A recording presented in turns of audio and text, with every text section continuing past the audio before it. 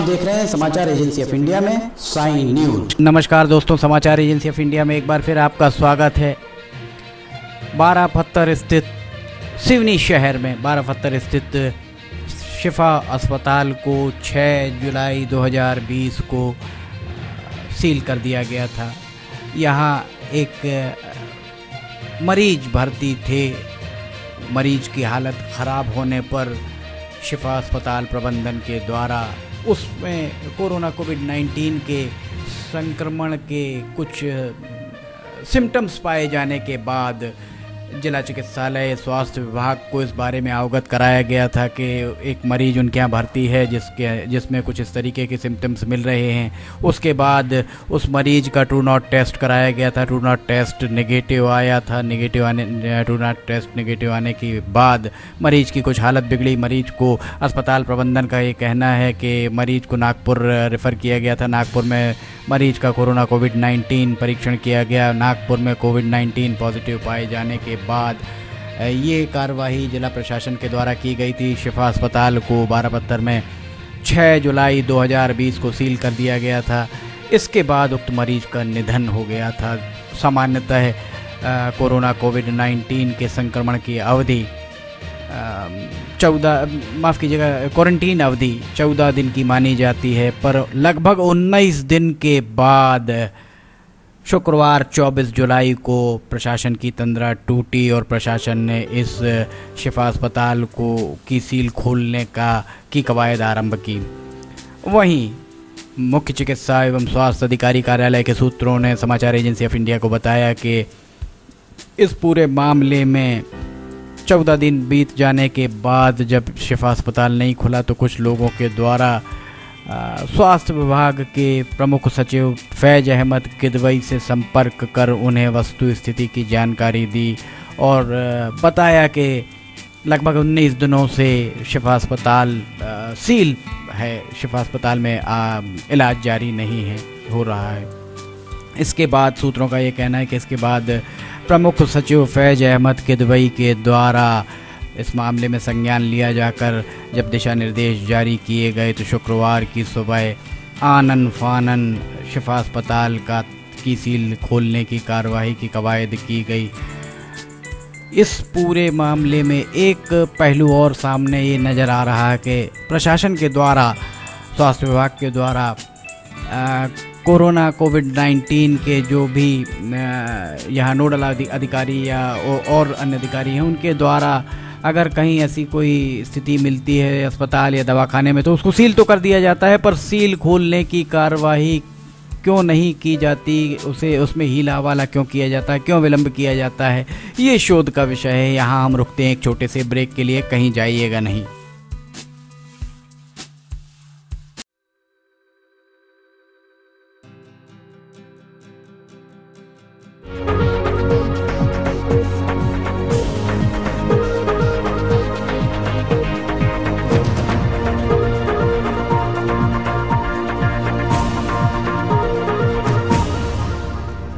समाचार agency of India की sign news में राष्ट्रीय एवं प्रादेशिक ऑडियो बुलेटिन हिंदी एवं अंग्रेजी भाषा में रोजाना प्रसारित हो रहे हैं। इसके अलावा मौसम का पूर्वानुमान भी देखना ना भूलिए। ब्रेक के बाद एक बार फिर आपका स्वागत है। ये देखिए, डॉक्टर कमलेश झारिया की क्लिनिक सील की जा रही थी। यहाँ पर डॉक्टर कमलेश झारिया मौजूद नहीं थे, उनकी गैर मौजूदगी में ये क्लिनिक सील करने की कार्रवाई की जा रही थी। ये आप देख सकते हैं, ताला भी हम आपको दिखाते हैं। ये क्लिनिक सील करने के बाद यहाँ पर एक नोटिस चस्पा किया गया था कि अस्पताल आगामी आदेश तक बंद है। इस तरह से आदेश देने के बाद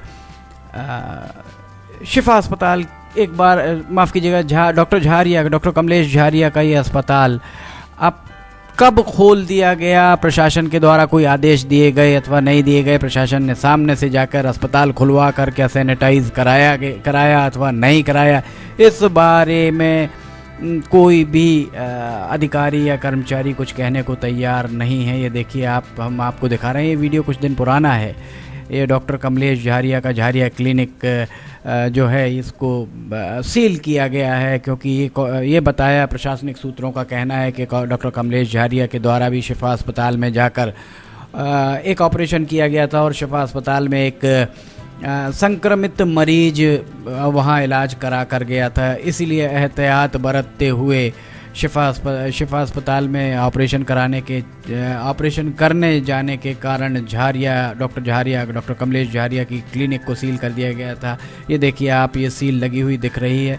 ये सील कब खुली, किसके आदेश से खुली, मुख्य चिकित्सा एवं स्वास्थ्य अधिकारी इस मामले में पूरी तरह, ऐसा प्रतीत हो रहा है और सूत्रों का भी ये दावा है, पूरी तरह गैर जिम्मेदाराना रवैया अख्तियार किए हुए हैं। प्रभारी मुख्य चिकित्सा एवं स्वास्थ्य अधिकारी डॉक्टर के.सी. मेश्राम मीडिया से बात करने में कतराते ही नजर आते हैं। समाचार एजेंसी ऑफ इंडिया के सिवनी ब्यूरो से अखिलेश दुबे की ये रिपोर्ट है।